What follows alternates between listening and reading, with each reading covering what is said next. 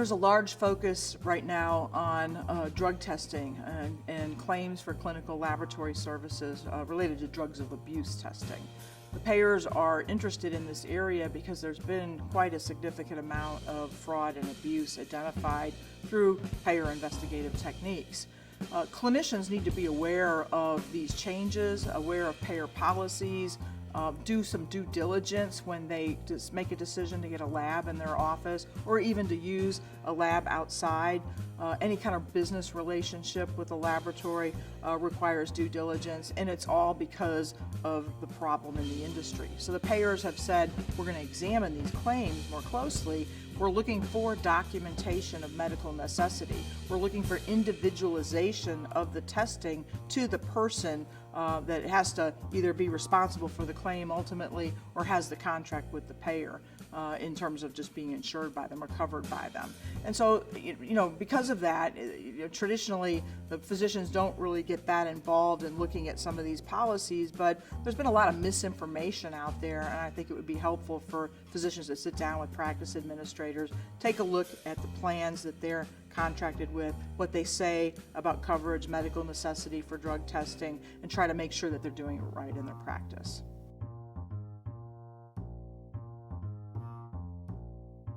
A clinician should support their prescribing decisions and their requests for laboratory testing through accurate and complete medical record documentation. Too often we see boilerplate used by electronic health record.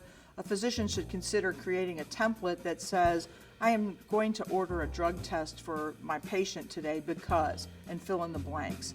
I've looked at the results of the drug test for my patient and I find that they're consistent or inconsistent with my treatment plan. If inconsistent, I'm going to address the inconsistencies with my patient either on the next visit or today, and we're going to make a change in the treatment plan. We're going to control the prescribing. We're going to refer the patient somewhere.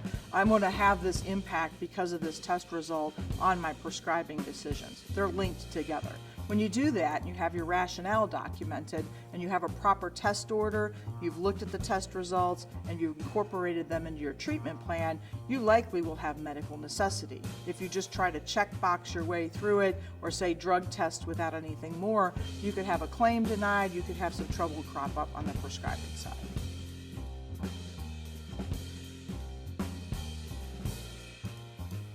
Clinicians need to be aware of changes to the clinical laboratory fee schedule as it relates to the coding of laboratory claims and coverage and reimbursement or billing of those claims. There's a split process for that right now in 2015. You have a process where the commercial entities, not all of them, but many of them, are using new CPT codes that came out this year. There are many of them. There's 64 odd codes out there, and you need to understand how to use those codes and how they relate to coverage and reimbursement through payer policies. Medicare, on the other hand, is not using as many codes. So they're using 18 or so, and they have different descriptors or definitions of when those codes can be employed, and you need to know about that, and you need to also know that there's a proposal to even lessen the number of codes available for next year. So paying attention to this will really help, and then you looking again at the payer policies, I think that will help make a proper application of the codes and make sure that your claims for reimbursement are true claims and not false claims, and you have a better opportunity of keeping the money in your pocket.